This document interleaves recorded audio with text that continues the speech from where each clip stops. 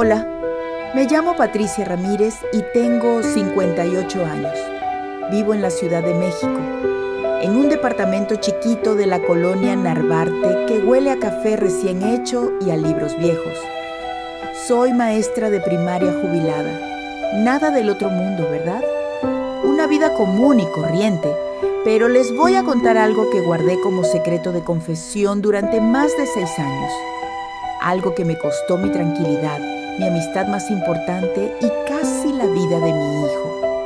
Si alguna vez tuvieron una amiga del alma, de esas con las que creciste, con las que compartiste todo, van a entender lo que se siente cuando esa amistad se rompe de la forma más dolorosa posible. Y si alguna vez escucharon algo que no debían, algo tan grande que pesa como plomo en el pecho, entonces tal vez encuentren algo de su propia historia en la mía. Hoy voy a hablarles de Beatriz. Sí, esa Beatriz. Beatriz Gutiérrez Müller, la esposa del presidente. Pero para mí siempre fue Betty, mi mejor amiga durante casi 30 años. Antes de que piensen que estoy inventando, déjenme decirles que no tengo nada que ganar con esto. Al contrario, contar esto me pone en riesgo. Pero llevo 6 años cargando con un peso que ya no aguanto. 6 años mirando por encima del hombro. 6 años sintiendo que en cualquier momento puede pasar algo. Y después de todo lo que viví, después de lo que tuve que hacer, necesito que alguien sepa la verdad. Conocí a Betty en 1992. Yo tenía 24 años y acababa de empezar a dar clases en una primaria de la Benito Juárez. Ella daba clases de literatura en una prepa cercana. Nos presentó una amiga en común en una reunión medio aburrida un viernes por la noche. Desde el primer momento conectamos. Las dos éramos maestras, las dos amábamos los libros, las dos teníamos ese mismo sentido del humor medio negro que te hace reírte de las peores cosas. Nos hicimos inseparables rapidísimo. Íbamos juntas al cine cada semana, nos prestábamos ropa, nos contábamos todo, absolutamente todo. Los novios desastrosos, las broncas con nuestras familias, los sueños que teníamos, las decepciones. Ella era más seria que yo, más intelectual, siempre con un libro bajo el brazo. Yo era más desmadrosa, más escandalosa, nos complementábamos perfecto. Fue en el 94 cuando me habló por primera vez de Andrés. Un político del PRD me dijo, un tipo interesante, diferente. Había quedado con él para tomar un café. Me acuerdo perfecto de esa conversación porque le dije que tuviera cuidado, que los políticos eran puro cuento. Ella se rió y me prometió que solo era curiosidad. Pero después de ese café todo cambió. Betty empezó a hablar de él todo el tiempo. Andrés esto, Andrés lo otro. Yo la veía enamorarse a una velocidad que me daba un poco de miedo. No porque él fuera mala persona, sino porque yo sabía que ese mundo, el mundo de la política, se tragaba a la gente. Se casaron en el 2006. Yo fui su testigo. Recuerdo ese día como si fuera ayer. Betty estaba nerviosa, arreglándose el cabello una y otra vez frente al espejo. Me tomó de las manos y me dijo, Patty, este hombre va a cambiar México, lo sé. Y yo le creí porque ella nunca decía las cosas a lo pendejo. Los primeros años de su matrimonio los vi de cerca. Cenábamos juntas cuando Andrés andaba de gira. Me platicaba de sus proyectos, de cómo él trabajaba 18 horas diarias, de cómo creía que realmente podía hacer las cosas diferentes. Yo la escuchaba con esa mezcla de admiración y preocupación que sientes cuando ves a alguien que amas meterse en algo enorme. En el 2012 fue la primera vez que intentó llegar a la presidencia. Perdió. Betty lloró en mi sala durante horas. Me decía que había sido fraude, que le habían robado la elección. Yo solo la abrazaba y le servía más vino. No sabía qué decir. La política siempre me pareció un juego sucio donde los buenos casi nunca ganan. Pero Andrés no se rindió. y Betty tampoco. Los siguientes 6 años fueron de campaña constante. Yo la veía cada vez menos. Ella andaba todo el tiempo viajando con él, dando discursos, haciendo actos públicos. Nuestra amistad empezó a cambiar. Ya no eran las pláticas de horas en mi departamento. Ahora eran llamadas rápidas, mensajes cortados, encuentros apresurados en cafés, donde ella llegaba con lentes oscuros y guardaespaldas esperando afuera. En el 2018 ganó. Y el mundo de Betty, nuestro mundo, explotó en 1000 pedazos. De repente mi amiga era la primera dama de México. Vivía en Palacio Nacional. Salía en todas las noticias. Tenía protocolo, agenda, equipo de seguridad. Ya no podía simplemente venir a mi casa a tomar café como antes. Los primeros meses después de que Andrés tomó posesión, casi no nos vimos. Ella estaba adaptándose a su nueva vida y yo trataba de entender que mi mejor amiga ahora era una figura pública. Cuando finalmente nos reencontramos en marzo del 2019, noté que estaba diferente, más delgada, con ojeras profundas, con una tensión en los hombros que nunca le había visto. Me invitó a comer a un restaurante discreto en Coyoacán. Llegó sin guardaespaldas a la vista, aunque estoy segura de que andaban cerca. Nos abrazamos y por un momento todo volvió a ser como antes. Pero cuando nos sentamos y empezamos a platicar, vi algo en sus ojos que me asustó. Miedo. Betty tenía miedo. Me preguntó por mi hijo Sebastián, que entonces tenía 25 años y trabajaba como diseñador gráfico. Le conté que estaba bien, que andaba de novio con una chava linda. Hablamos de cosas intrascendentes durante la comida, pero yo sentía que había algo que ella quería decirme y no se atrevía. Fue hasta el postre cuando finalmente soltó la pregunta que cambiaría todo. «Patty, ¿tú confías en mí?» Le respondí que por supuesto, que éramos amigas desde hacía casi 30 años. Ella asintió despacio y luego me dijo algo que nunca olvidaré. «Necesito contarle a alguien algo que me está matando por dentro, y eres la única persona en quien confío de verdad». Le dije que me contara lo que fuera, que para eso estaban las amigas. Betty miró alrededor del restaurante, verificando que nadie estuviera cerca. Luego se inclinó hacia mí y bajó la voz hasta casi un susurro. «Lo que te voy a decir no puede salir de aquí, nunca. Si alguien se entera de que tú sabes, las dos corremos peligro». Sentí que se me helaba la sangre, pero asentí. Ella respiró hondo y empezó a hablar. Me contó que desde que Andrés había llegado a la presidencia, las cosas no eran como él las había imaginado. Que había descubierto que el poder real no estaba en Palacio Nacional, sino en otras manos. Manos que habían permitido que él ganara porque les convenía tener a alguien que proyectara una imagen de cambio, pero que en realidad seguían controlando las decisiones importantes. Me habló de reuniones secretas que Andrés tenía con empresarios poderosos, con generales del ejército, con gente del viejo régimen que supuestamente habían derrotado. Me dijo que había visto documentos, escuchado conversaciones que la habían dejado aterrada, que el proyecto de transformación que tanto habían prometido era solo una fachada, que detrás de los discursos hermosos había pactos turbios, negociaciones sucias, acuerdos que traicionaban todo en lo que habían creído. Le pregunté si Andrés sabía que ella sabía. Me respondió que sí, que habían peleado horrible por eso, que él le había dicho que así funcionaba el poder, que no había otra forma, que si no jugaba ese juego lo iban a destruir. Pero Betty no podía aceptarlo. Toda su vida había sido una mujer de principios, una académica seria que creía en las ideas. Y ahora estaba atrapada en un sistema que la obligaba a guardar silencio sobre cosas que consideraba traición. Entonces me contó lo peor. Me habló de un pacto específico que Andrés había hecho con los jefes de un cártel importante. Un acuerdo donde el gobierno se comprometía a no tocar ciertas plazas, a no perseguir ciertas rutas, a cambio de que ellos mantuvieran la violencia controlada en ciertos estados clave. Me explicó que había visto los nombres, las cifras, los términos del acuerdo en documentos que Andrés guardaba en su estudio privado. No podía creerlo.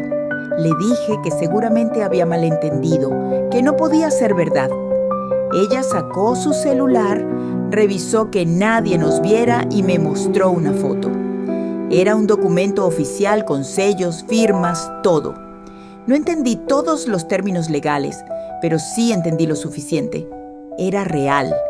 El presidente de México tenía un pacto con narcotraficantes.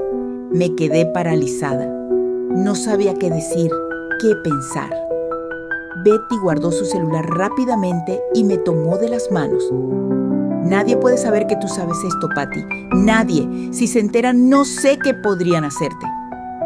Le pregunté por qué me lo había contado entonces. Sus ojos se llenaron de lágrimas. ¿Por qué? Me estoy volviendo loca. Porque vivo en Palacio Nacional rodeada de gente que miente todo el tiempo.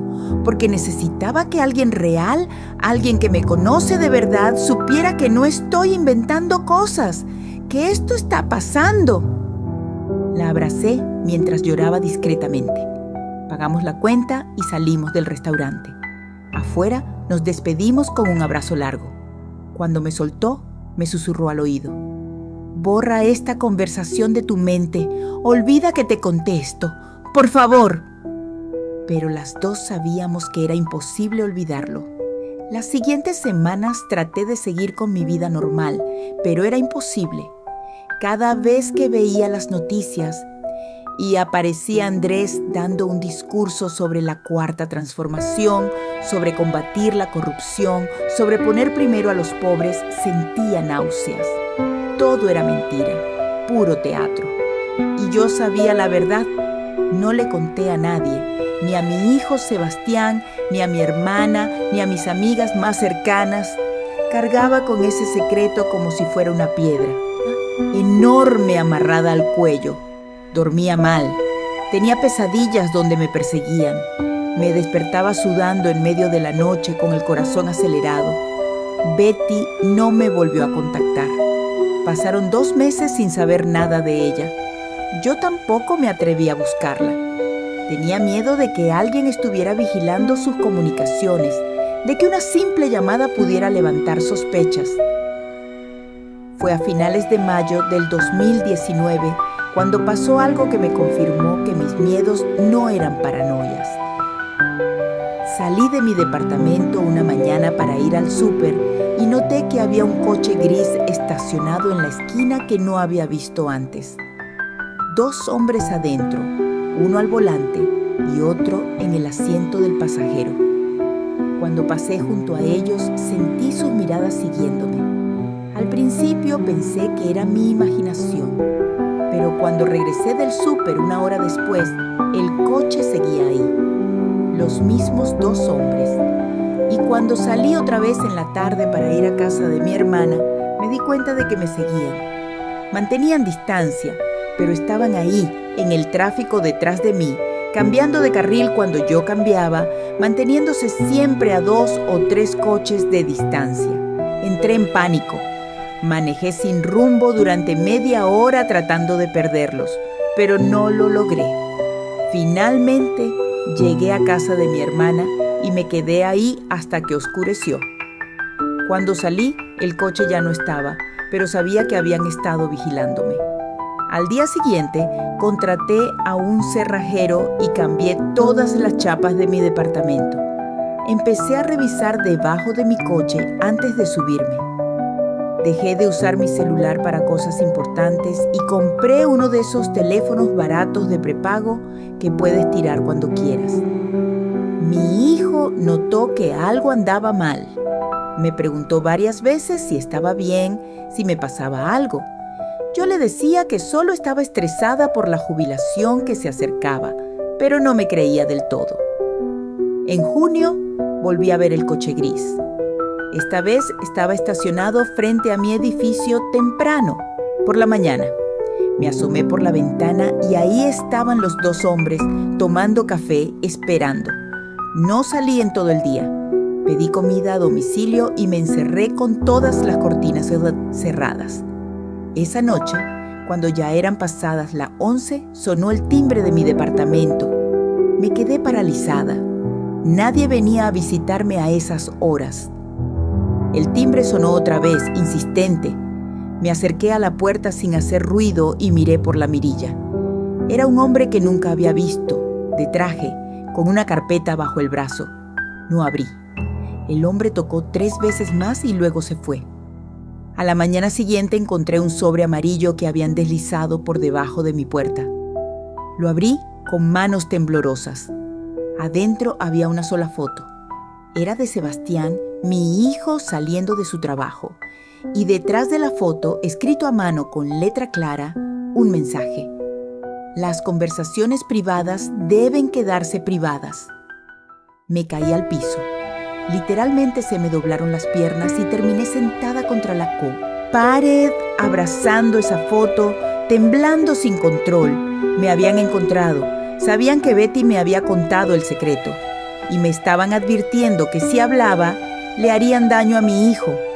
Pasé 3 días sin salir de mi departamento. No dormía.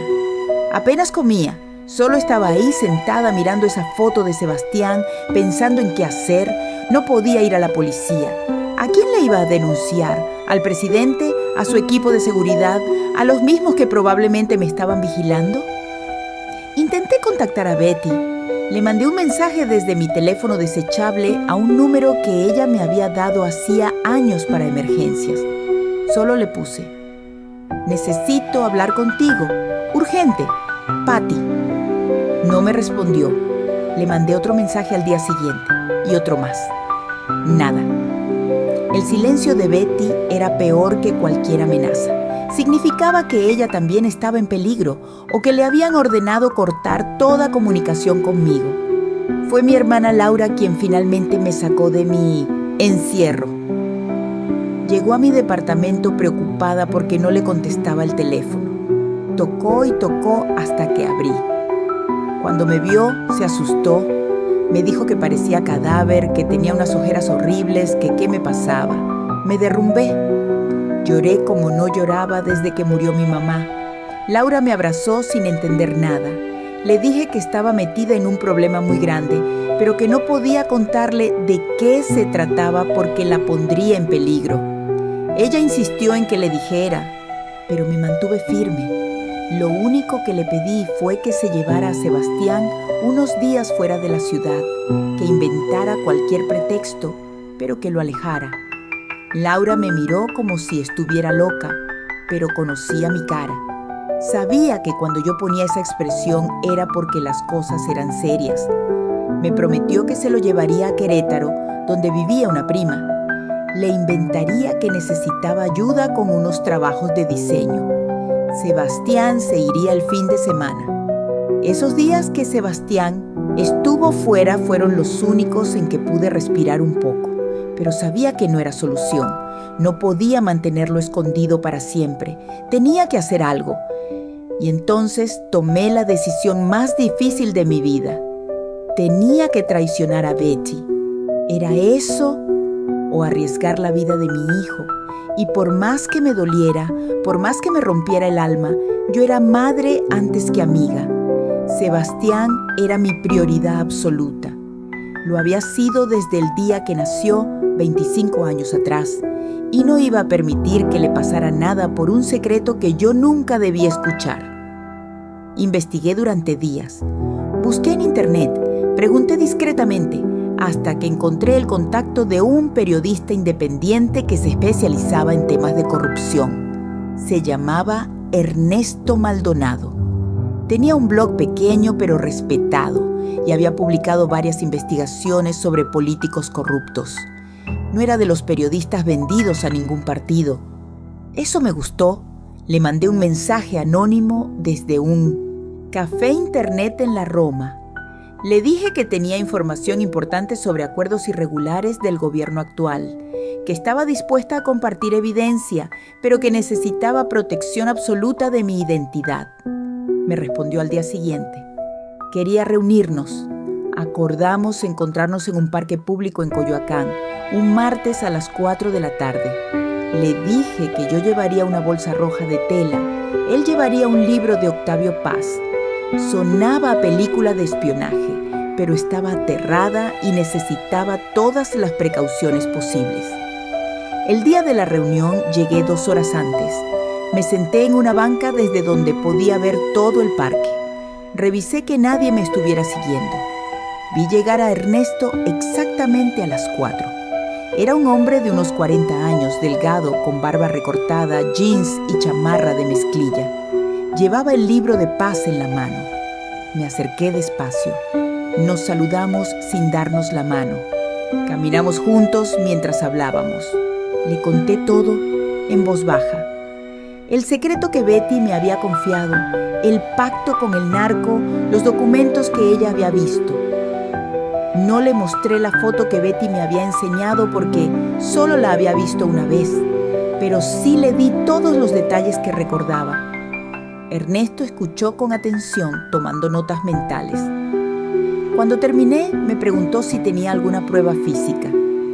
Le dije que no, que solo tenía mi palabra. Me explicó que sin evidencia concreta sería muy difícil publicar algo así. Necesitaba documentos, grabaciones, algo tangible. Le expliqué a Ernesto que no tenía forma de conseguir esos documentos, que la única persona que los había visto era Betty y que ella nunca me los compartiría ahora. Él se quedó pensativo. Luego me dijo algo que me heló. Si lo que me cuentas es verdad, hay gente muy poderosa involucrada. Publicar esto sin pruebas sólidas no solo sería inútil, sino peligroso para ambos. Le pregunté qué podía hacer entonces. Me aconsejó que me mantuviera callada, que protegiera a mi familia, que dejara este asunto en paz. Pero yo ya había cruzado demasiadas líneas. Ya le había contado el secreto a alguien. Ya había traicionado a mi mejor amiga. No podía simplemente rendirme. Nos despedimos con la promesa de que él investigaría por su cuenta, usando mis datos como punto de partida. Me advirtió que no esperara resultados rápidos, que estas cosas tomaban tiempo. Yo asentí, aunque por dentro sabía que no tenía tiempo. Esa misma noche, cuando regresé a mi departamento, encontré mi puerta entreabierta. El corazón me dio un vuelco. Alguien había entrado. Empujé la puerta despacio y entré. El lugar estaba hecho un desastre. Habían volteado los muebles, vaciado los cajones, roto libros, abierto todas las alacenas. Estaban buscando algo o me estaban mandando un mensaje. Llamé a la policía. Vinieron 2 patrulleros, tomaron mi declaración, dijeron que parecía un robo normal. Les mostré que no se habían llevado nada de valor. Mi laptop estaba ahí, mi tele, mis joyas baratas, todo estaba ahí. Solo habían desordenado todo. Los policías se encogieron de hombros. Dijeron que a veces los ladrones se asustaban y salían corriendo antes de llevarse algo. Llenaron un reporte y se fueron. Yo sabía la verdad. No habían sido ladrones comunes. Alguien me estaba diciendo: te estamos vigilando, sabemos dónde vives, podemos entrar cuando queramos. Esa noche dormí en casa de Laura. Le inventé que me habían robado y que me daba miedo quedarme sola. Sebastián ya había regresado de Querétaro y se ofreció a quedarse conmigo unos días, pero le dije que no era necesario, que Laura me cuidaría. Los siguientes 2 meses fueron una pesadilla de paranoia. Cambiaba de ruta cada vez que salía. Usaba diferentes transportes. Dejé de ir a los lugares que frecuentaba. Empecé a usar pelucas baratas que compraba en el mercado. Me sentía ridícula, pero estaba aterrada. En agosto recibí una llamada de un número desconocido. Contesté con el corazón en la garganta. Era una voz de hombre que no reconocí. Me dijo textual: señora Patricia, usted tuvo una conversación con un periodista hace 6 semanas. Esa fue una muy mala decisión. Si valora la vida de Sebastián, no vuelva a cometer ese error. Y colgó. Me senté en el piso y vomité. sabían de mi reunión con Ernesto. Me habían estado siguiendo todo este tiempo. Y ahora la amenaza sobre mi hijo era explícita. Le marqué a Ernesto desde un teléfono público. Le conté lo que había pasado. Él me dijo que también a él lo habían contactado, que habían ido a su oficina 2 hombres del CISEN, el Centro de Investigación y Seguridad Nacional.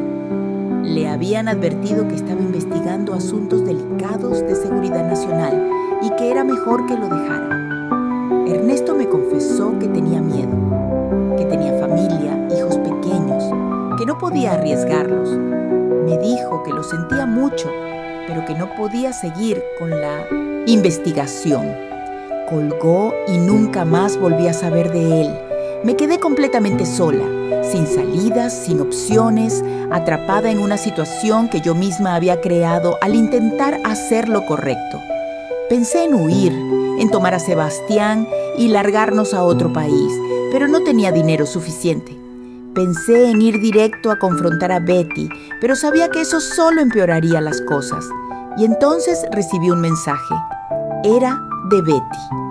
Después de 4 meses de silencio absoluto, finalmente me escribió. El mensaje era breve.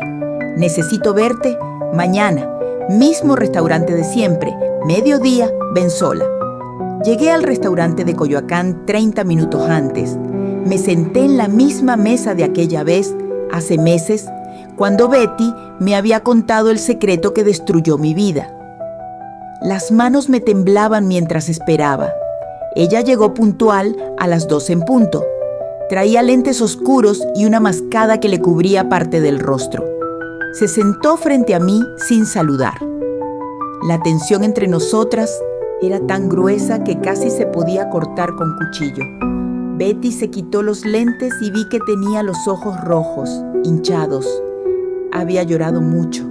Me miró con una mezcla de dolor y decepción que me atravesó. ¿Por qué, Patty? ¿Por qué fuiste con ese periodista? Su voz era apenas un susurro quebrado. Le dije la verdad, que me estaban amenazando, que habían entrado a mi casa, que tenían fotos de Sebastián, que estaba aterrada y no sabía qué hacer, que había intentado protegerme y proteger a mi hijo de la única forma que se me ocurrió. Betty cerró los ojos. Una lágrima le rodó por la mejilla. Nunca debí contarte nada. Puse en peligro a mi única amiga verdadera por mi egoísmo, por mi necesidad de desahogarme. Le dije que yo entendía por qué lo había hecho, que ella también estaba sufriendo. Me contó que después de aquella comida, Andrés había descubierto que ella me había mostrado información confidencial. No me explicó cómo, pero lo supo. Hubo una pelea terrible entre ellos. Andrés le dijo que había puesto en riesgo la seguridad nacional, que había sido una irresponsable. Betty le respondió que ella no podía vivir en una mentira, que no podía fingir que todo estaba bien cuando no lo estaba. El resultado fue que le prohibieron hablar conmigo. Le quitaron su celular personal, monitoreaban todas sus comunicaciones y pusieron vigilancia sobre mí para asegurarse de que yo no fuera a hablar. Cuando supieron que te habías reunido con Ernesto Maldonado, hubo pánico, me explicó Betty. Pensaron que ibas a filtrar información clasificada a la prensa. Por eso intensificaron las amenazas. Le pregunté qué querían de mí ahora. Betty sacó un documento de su bolsa. Era un papel oficial con el sello de la presidencia. Es un acuerdo de confidencialidad, me explicó. Si lo firmas, te comprometes a nunca hablar de lo que sabes. A cambio, dejan de vigilarte. Dejan en paz a tu hijo y recibes una compensación económica. Leí el documento. Era básicamente un acuerdo donde yo admitía haber tenido acceso a información clasificada de seguridad nacional y me comprometía bajo pena de proceso penal a nunca revelarla. La compensación eran 500,000 pesos, una cantidad considerable, pero que en realidad era un soborno. Le pregunté a Betty qué pasaría si no firmaba. Ella me miró directo a los ojos. Entonces no puedo garantizar tu seguridad ni la de Sebastián. Hay gente muy nerviosa, Patty. Gente con mucho poder que no quiere que esta información salga. Yo no controlo lo que puedan hacer. Sentí que me asfixiaba. ¿Me estás amenazando, Betty? ¿Mi mejor amiga me está amenazando? ¿Qué? Ella negó con la cabeza, pero sus ojos decían otra cosa. No es amenaza, es la realidad. Yo también estoy atrapada en esto. También a mí me vigilan, me controlan. Ya no soy dueña de mi vida, Patty. Y tú tampoco lo serás si no firmas ese papel. Tomé el documento con manos temblorosas. Saqué una pluma de mi bolsa. Antes de firmar, le hice una pregunta. ¿Valió la pena, Betty? ¿Valió la pena todo esto? ¿El poder, la presidencia, vivir en Palacio Nacional? Ella tardó en responder. Cuando lo hizo, su voz era apenas audible. No, perdí todo lo que era importante, incluyéndote a ti. Firmé el documento. Le di la pluma. Betty lo guardó en su bolsa. Luego sacó un sobre grueso y lo puso sobre la mesa. Los 500,000 en efectivo. No lo tomé inmediatamente. Solo lo miraba como si fuera algo sucio. Betty se levantó para irse. Antes de salir, me dijo una última cosa. Patty, de verdad lo siento. Siento haberte metido en esto. Siento haber arruinado nuestra amistad.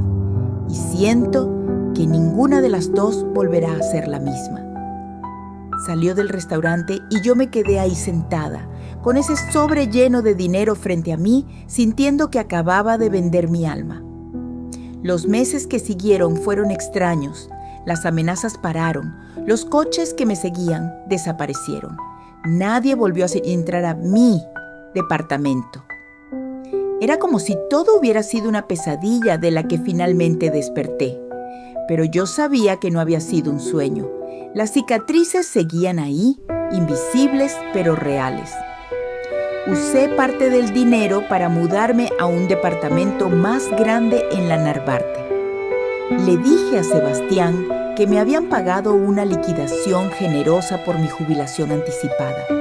Él se alegró por mí, sin saber que ese dinero era el precio de mi silencio. Betty y yo nunca volvimos a hablar. De vez en cuando la veía en las noticias, siempre seria, siempre elegante, siempre al lado de Andrés en algún evento oficial. Me preguntaba si ella pensaba en mí, si extrañaba nuestra amistad tanto como yo. Probablemente sí, pero había muros entre nosotras ahora que nunca podríamos derribar. En 2020 llegó la pandemia. El mundo entero se detuvo y yo, encerrada en mi departamento durante meses, tuve demasiado tiempo para pensar, para darle vueltas a todo lo que había pasado, para preguntarme si había hecho lo correcto al firmar ese acuerdo, al aceptar ese dinero, al traicionar a mi amiga y luego traicionarme a mí misma al quedarme callada. Las pesadillas nunca se fueron. Soñaba con Betty llorando. Soñaba que le pasaba algo horrible a Sebastián. Soñaba que me arrestaban por revelar secretos de Estado. Me despertaba sudando, con el corazón acelerado, y me quedaba ahí en la oscuridad tratando de convencerme de que estaba a salvo. Mi relación con Sebastián cambió. Él notaba que yo estaba diferente, más distante, más paranoica. Me preguntaba por qué revisaba constantemente las cerraduras, por qué no quería que publicara fotos mías en redes sociales, por qué me ponía nerviosa cuando veía patrullas. Le inventaba excusas, pero creo que él sabía que algo había pasado en 2019, algo que yo nunca le contaría. En 2021 intenté retomar mi vida. Me inscribí en clases de yoga, empecé a leer otra vez, traté de hacer nuevas amistades, pero era difícil. Cargaba con un secreto tan grande que me separaba de la gente normal. Ellos hablaban de sus vidas cotidianas y yo fingía interés, pero por dentro pensaba, si supieran lo que yo sé, si supieran con quién me senté a comer, qué me contó, qué firmé. Hubo momentos en que estuve tentada a romper el acuerdo. Cuando veía las noticias sobre violencia del narco, sobre desaparecidos, sobre fosas clandestinas, sentía una rabia enorme. Yo sabía que había un pacto. Yo sabía que el gobierno estaba coludido. y me sentía cómplice por mi silencio. Pero luego pensaba en Sebastián. Pensaba en que si yo hablaba, si rompía ese acuerdo, no solo me ponía en riesgo a mí, ponía en riesgo a mi hijo, a mi hermana Laura, a toda mi familia. Y no podía hacer eso. No tenía derecho a decidir por ellos. Así pasaron los años. 2022, 2023, 2024. Andrés seguía siendo presidente. Betty seguía siendo la primera dama. Y yo seguía siendo una maestra jubilada con un secreto que la estaba pudriendo por dentro. Fue en 2024 cuando empecé a escribir. Al principio eran solo notas sueltas, recuerdos fragmentados, pero poco a poco se convirtió en algo más. Una necesidad de documentar lo que había pasado. No para publicarlo, no para exponerlo, sino para sacarlo de mi cabeza y ponerlo en papel. Escribía en las madrugadas cuando no podía dormir. Escribía cada detalle que recordaba. Las conversaciones con Betty, las amenazas, la reunión con Ernesto, el acuerdo que firmé. Todo. Y mientras escribía, algo extraño pasaba. El peso en mi pecho se hacía un poco más ligero, como si al poner las palabras en papel ya no tuviera que cargarlas solas en mi memoria. En diciembre de 2024, el sexenio de Andrés estaba por terminar. Claudia Sheinbaum, su sucesora, ya había ganado las elecciones. Andrés se prepararía para dejar el poder. Y yo me preguntaba si ahora que ya no sería presidente, el acuerdo que firmé seguiría siendo válido, si las amenazas seguirían vigentes, si finalmente podría hablar sin consecuencias. Pero tenía miedo de que, aunque Andrés ya no estuviera en el poder, la gente con la que había hecho pactos seguiría ahí. El narco no se iba solo porque cambiara el presidente, y ellos no olvidaban. Fue Sebastián quien sin saberlo me dio la respuesta. Una noche de enero de 2025 vino a visitarme. Me trajo unas flores porque sí, nada más porque me quería. Nos sentamos a cenar y me contó que él y su novia Carolina se iban a casar.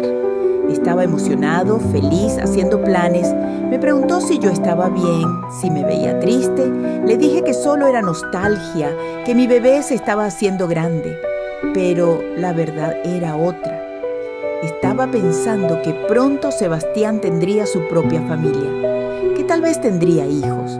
Y esos niños crecerían en un México donde la corrupción seguiría siendo la norma, donde los pactos con criminales seguirían existiendo, donde la gente como yo seguiría guardando silencio por miedo. Y me di cuenta de algo.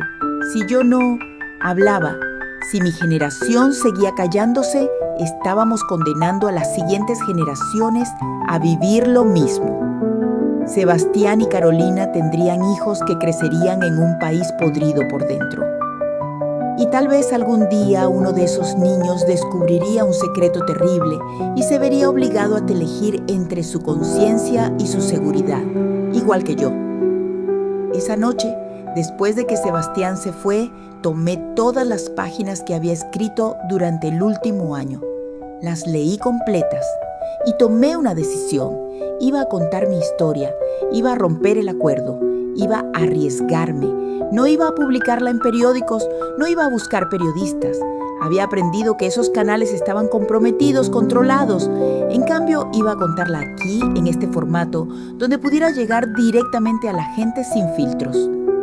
Le conté mi plan a Laura. Ella se asustó muchísimo. Me dijo que estaba loca, que me iban a matar.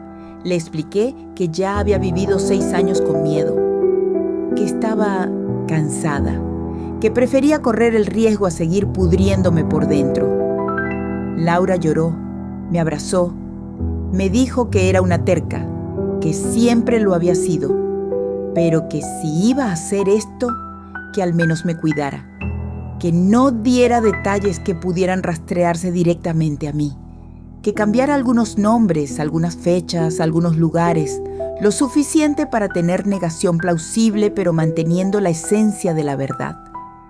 Le pregunté si debía contarle a Sebastián. Laura dijo que no, que entre menos supiera, más seguro estaría. Si algún día alguien venía a preguntarle, él podría decir honestamente que no sabía nada. Pasé las siguientes semanas preparando esta narración, revisándola, asegurándome de que contara todo lo importante sin exponerme completamente. Es un equilibrio difícil. Quiero que sepan la verdad, pero también quiero seguir viva para ver a mis futuros nietos. Sé que al publicar esto estoy rompiendo el acuerdo que firmé. Sé que técnicamente puedo ser procesada por revelar información clasificada de seguridad nacional. Sé que hay gente poderosa que no querrá que esta historia circule. Pero también sé que ya no soy la misma mujer asustada de 2019. He tenido 6 años para procesar lo que pasó, para entender que el silencio cómplice es casi tan malo como la corrupción misma. Que mientras sigamos callándonos por miedo, nada va a cambiar. No espero que esta historia derribe al gobierno. No soy tan ingenua. Sé que probablemente será ignorada, descartada como teoría de conspiración o atacada como difamación, pero al menos estará ahí, en el registro público. Y tal vez, solo tal vez, alguien más que sepa algo similar se atreva también a hablar. Hoy es febrero de 2025. Tengo 58 años. Vivo en mi departamento de la Narvarte rodeada de plantas y libros. Sebastián viene a visitarme cada semana. Me muestra fotos de los preparativos de su boda que será en junio. Carolina me cae muy bien. Creo que van a ser felices. No he vuelto a saber de Betty desde aquella última comida en 2019. A veces me pregunto si ella piensa en mí, si extraña nuestra amistad tanto como yo extraño la mía, si se arrepiente de haberme contado ese secreto o si se arrepiente de todo lo demás, de haber elegido ese mundo, ese hombre, esa vida. La verdad es que ya no estoy enojada con ella. Entiendo que ella también es una víctima de ese sistema. Una víctima con más privilegios, sí, pero víctima al fin. Quedó atrapada en una estructura de poder que es más grande que cualquier persona individual. Lo que sí me duele es haber perdido a mi mejor amiga. 30 años de amistad destruidos por un secreto que ninguna de las dos debió cargar. Pero así es el poder. No solo corrompe a quien lo tiene, también contamina a todos los que están cerca. Transforma las relaciones, las pudre desde adentro, las convierte en algo transaccional y peligroso. He pensado mucho en Ernesto Maldonado, el periodista. Me pregunto si él también, si habrá guardado notas de nuestra conversación, si algún día, cuando sea seguro, publicará algo, o si decidió que su familia era más importante que la verdad. No lo culparía. Yo tomé la misma decisión durante 6 años.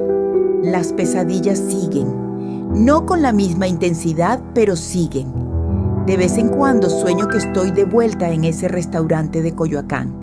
Betty frente a mí, contándome el secreto por primera vez. Y en el sueño yo me levanto de la mesa y me voy antes de que termine. Cambio el curso de todo. Pero luego despierto y me doy cuenta de que eso nunca pasó, que elegí quedarme y escuchar, y que esa elección me cambió para siempre. ¿Me arrepiento? Es complicado. Me arrepiento del dolor que causó. Me arrepiento de haber perdido a Betty.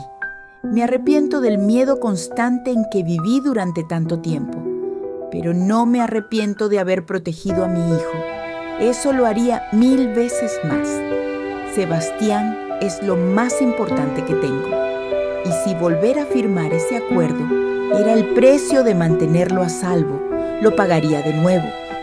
Pero ahora que él está seguro, ahora que está por formar su propia familia, ahora que Andrés ya no tiene el poder absoluto que tenía, siento que puedo hablar.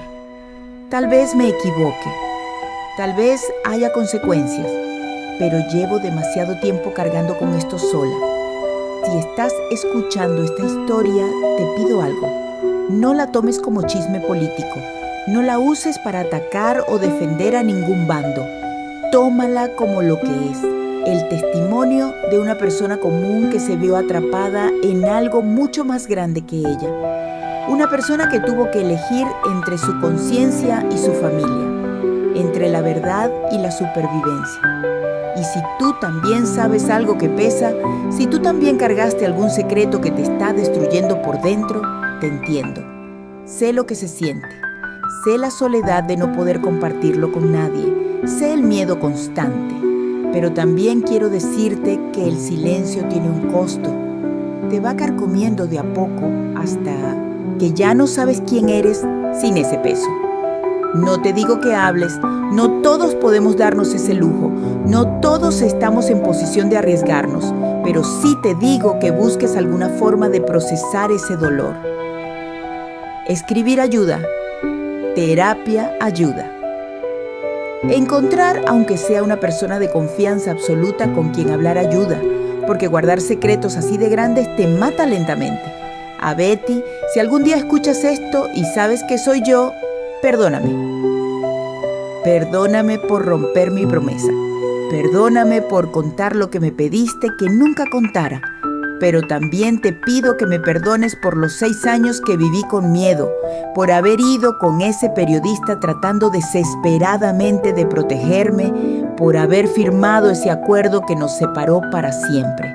Fuiste mi mejor amiga durante los mejores años de mi vida, y parte de mí siempre te va a querer, aunque ya no nos podamos ver. Espero que encuentres paz. Espero que algún día tú también puedas liberarte de todo eso.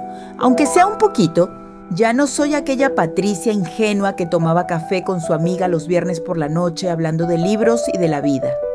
Esa Patricia murió en 2019 en un restaurante de Coyoacán. La que queda es alguien más dura, más rota, más consciente de cómo funciona realmente el poder. Pero sigo aquí, sigo viva. Y finalmente, después de 6 años de silencio, puedo respirar. Porque conté mi verdad. Porque ya no cargo sola con ese peso. Porque lo puse aquí donde ustedes puedan decidir qué hacer con él. Si esta historia te tocó el corazón, si sentiste algo al escucharla, te invito a compartirla. No por mí, sino porque mientras más gente sepa cómo funciona realmente el poder, más difícil será que sigan operando en las sombras. La luz es el mejor desinfectante, dicen. Y aunque mi luz sea pequeña, quiero que alumbre aunque sea un poquito. Sobreviví. No intacta, no sin cicatrices, pero sobreviví. Y ahora finalmente puedo decir la verdad, aunque me cueste todo. Gracias por escuchar.